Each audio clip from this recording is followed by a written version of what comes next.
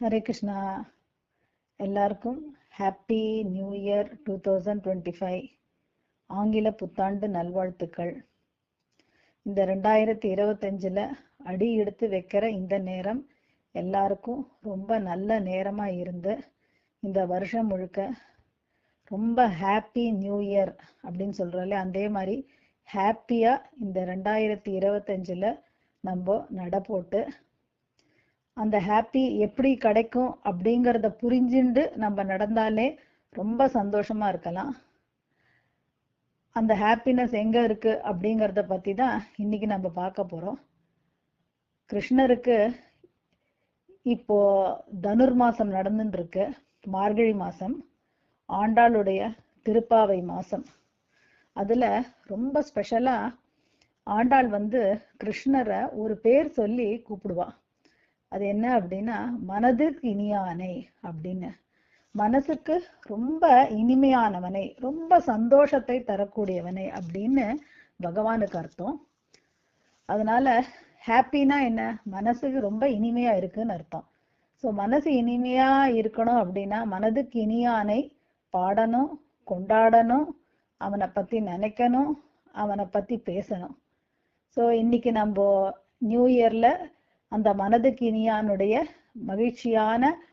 மகிழ்ச்சி தரக்கூடிய சில லீலைகளை நம்ம பார்த்து நம்ம ரொம்ப நாளுக்கு அப்புறம் நம்ம இந்த பெட் டைம் ஸ்டோரி மூலமா சந்திக்கிறோம் திரும்பவும்.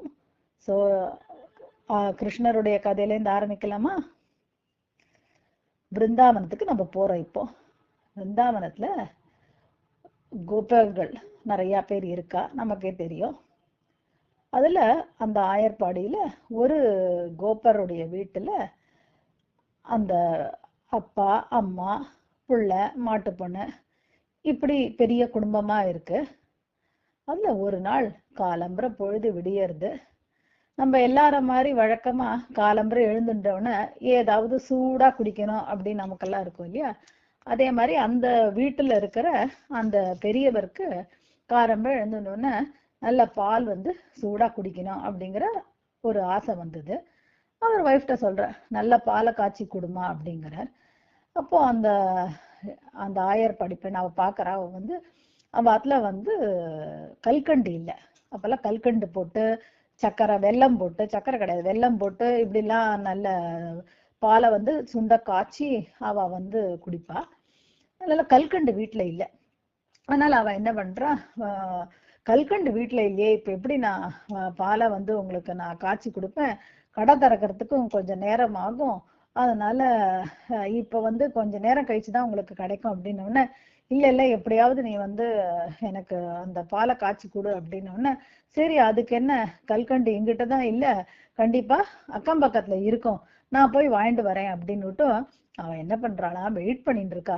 ஏதாவது ஒரு சாக்கு கிடைச்சா வீட்டுல இருந்து புறப்பட்டு அங்க யசோதையோட வீட்டுக்கு போறதுக்கு ஏதாவது ஒரு சாக்கு கிடைக்கும்னு பார்த்துட்டு இருக்கா. அதனால இது இப்படி இவர் கேட்ட உடனே அவ என்ன பண்றாளா, சரி யசோதை வீட்டுல போய் நம்ம கல்கண்டு வாங்கிட்டு வந்து விடலாம் அப்படின்னுட்டு அவ அவர்கிட்ட சொல்லிட்டு போறாளாம். அவ மாட்டு பண்ணிட்ட சொல்றா, நீ பாக்கி வேலையெல்லாம் பாத்துக்கோ, நான் போய் கல்கண்டு வாங்கிட்டு வந்துடுறேன்ட்டு அவ அந்த பாட்டி போயிடுறா.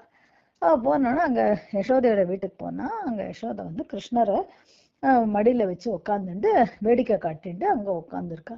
இப்ப யசோதைய பார்த்தோன்னே, இவ போனதே எதுக்கு, கல்கண்டு வாங்குறது அப்படிங்கிறது ஒரு சாக்குதான்.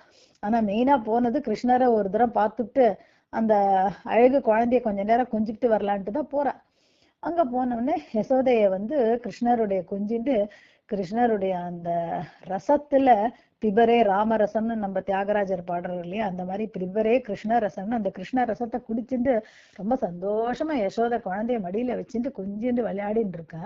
அப்ப இவ அங்கிருந்து போய், யசோதம்மா கல்கண்டு இருக்கா உங்க ஆத்துல அப்படின்னு கேட்டோன்னே, கல்கண்டு என்ன, இந்த கருப்பட்டியே நான் உனக்கு தரேன், இந்த கல்கண்டு கட்டி தங்கத்தை நான் உனக்கு தரேன், இதை வச்சுக்கோ ஏன் அப்படின்னுட்டு அவ என்ன பண்றாளா, குழந்தை கிருஷ்ணன் அவ கையில கொடுத்துடுறா. கொடுத்தவொடனே இவளுக்கு ரொம்ப சந்தோஷம். அந்த குழந்தைய தூக்கின்றவன, ஆஹாஹா, கல்கண்டாவது ஒண்ணாவது, இந்த பெரிய சக்கரை குடம் நம்ம கையில வந்திருக்கே அப்படின்னுட்டு அவ வந்து அவ கொஞ்சம் கிருஷ்ணரை சக்கரை கட்டி வெள்ளைக்கட்டி முத்தைய மணியேன்னு இவகிட்டேந்து வாங்கி யசோதை கொஞ்சம் இப்படி வா 2 பேரும் கொஞ்சிண்டே இருக்கா. சமயம் போறதே தெரியல. இங்க என்னடான்னா இவர் வந்து என்னடா இவோ கல்கண்டு வாங்க போனவோ இன்னும் வரக்கானுமே அப்படின்னுட்டு இப்படியே போனா பொழுதே விடிஞ்சிடும் போல இருக்கே அப்படின்னுட்டு அவ வந்து அவரு குறுக்கை நடுக்கி நடந்துட்டு இருக்க.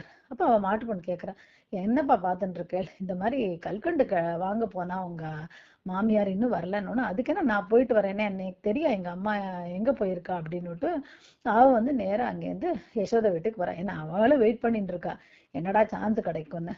ஸோ யசோதை வீட்டுக்கு போனா அங்க வந்து இவ மாமியாரும் அங்க யசோதையுமா மாத்தி மாத்தி கிருஷ்ணரை கொஞ்சின்னு இருக்கா. இவளுக்கு அதை பார்த்த உடனே ரொம்ப ஆசை ஜாஸ்தியா போயிடுறது.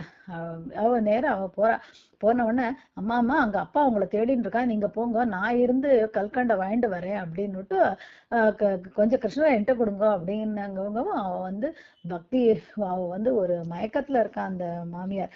அவ என்ன சொல்றா, இல்ல இல்ல, நீயும் வந்து இங்க இரு, நம்ம 3 பேருமா இந்த கல்கண்டு கட்டிய வந்து கொஞ்சின்னு இருக்கலான்னுட்டு 3 பேருமா கொஞ்சம் ஆரம்பிச்சிடுறா கிருஷ்ணரை. கொஞ்சம் கொஞ்சம் அவ அது கேட்கணுமா, கிருஷ்ணரை வந்து செத்த நேரம் கோயில போய் பார்த்தாலே நம்மளுடைய இந்த இப்ப இருக்கிற இந்த பௌதீக உலகத்துல நமக்கு இருக்கிற மனசுல இருக்கிற அத்தனை ஆசாபாசங்களோட நம்ம போய் செத்த நேரம் பார்க்கும்போதே நமக்கு பரமானந்தமா இருக்குன்னா, அந்த விருந்தாவன வாசிகள் கிருஷ்ணரோட இருக்கா அப்படின்னா அவ எந்த மாதிரி நிலையில இருக்கிறவா, அவளுக்கு எப்படி இருக்கும் அந்த அந்த பக்தியுடைய அந்த சந்தோஷம், அது கேட்கவே வேண்டாம். அப்படி அவ 3 பேரும் என்ஜாய் பண்ணிட்டு இருக்கா. இங்க என்னடான்னு இவர் வந்து என்னடா போனா அவளையும் காணும், இந்த மாட்டு பண்ணி இவ்வளவு அமிச்சம் இவளையும் காணுமேனோன்னு புள்ள அங்க வந்து காலம்பரை வயலுக்கு மாடெல்லாம் எடுத்துன்னு போலான்னு ரெடி பண்ணிட்டு இருக்கா.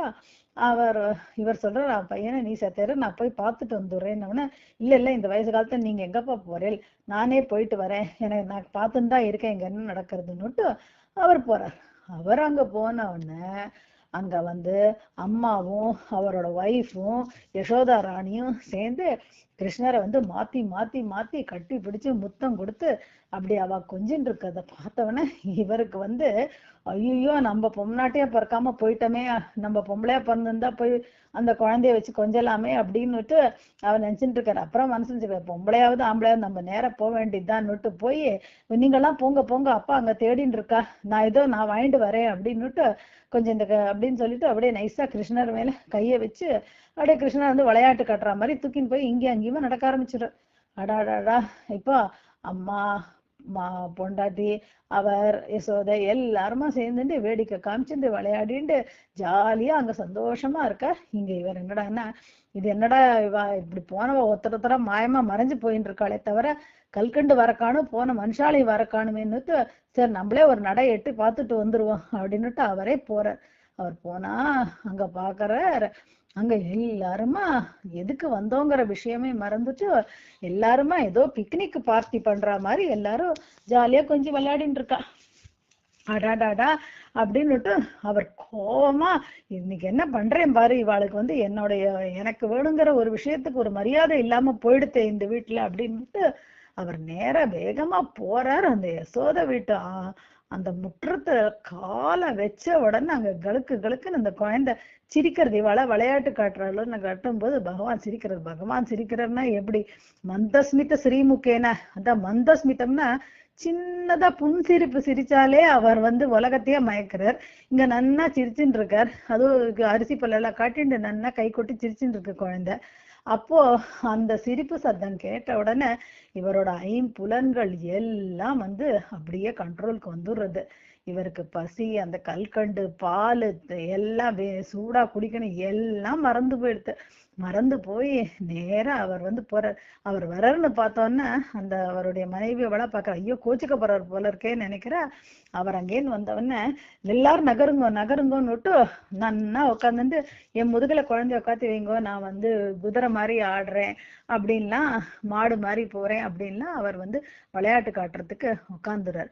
இப்படி அந்த குடும்பமே அங்க உட்காந்துட்டு கிருஷ்ணரை கொஞ்சின்னு இருக்கா அப்படின்னா அதுதான் வந்து மனதிற்கு இனியானை அதாவது அந்த மனசுக்கு இனிவனை நம்ம நினைக்கும் போது இதுவரைக்கும் நம்ம மனசுக்கு எதெல்லாம் இனிமையானது நம்ம நினைச்சுட்டு உட்கார்ந்துட்டு இருக்கோமோ அதெல்லாம் மறந்து போயிடும் நமக்கு. ஏன்னா கிருஷ்ணருக்கே மாயன் அப்படிங்கிற பேர் இல்லையா? அவர் என்ன மாயம் பண்றார் அப்படின்னா இதுதான் அவர் பண்ற மாயம். நம்ம இது வேணும் அது வேணும் இதெல்லாம் தான் சந்தோஷம் நம்ம நினைச்சுட்டு இருக்கோம். ஆனா அப்படி நினைச்சிருந்தா கூட செத்த நேரம் அவர் முன்னாடி போய் நின்னாக்க அதெல்லாம் கம்ப்ளீட்டா நம்ம மனசுல இருந்து மறைஞ்சு போயிடுமா, மறைச்சிருவாரா. மறைச்சு அங்க நிறைச்சு என்ன வச்சிருவார் அப்படின்னா தன்னை வச்சுடுறார். அப்ப தன்னை வச்சுட்டார் அப்படின்னா அந்த மனசுல அவர் நிறைஞ்சிட்டோம்னா நம்ம எதை நினைப்போம்? அந்த மனதுக்கு இனியானை தான் நம்ம நினைப்போம். ஸோ எல்லாரும் இந்த மனதுக்கு இனியானை நினைச்சுட்டே இந்த நியூ இயர் ஆரம்பிப்போம். இந்த நியூ இயர் ஒரு நாளும் நம்ம அப்படியே சந்தோஷமா நம்ம இருக்கலாம். ஹரே கிருஷ்ணா கிருஷ்ண கிருஷ்ண ஹரே ஹரே, ஹரே ராம ராம ராம ஹரே ஹரே.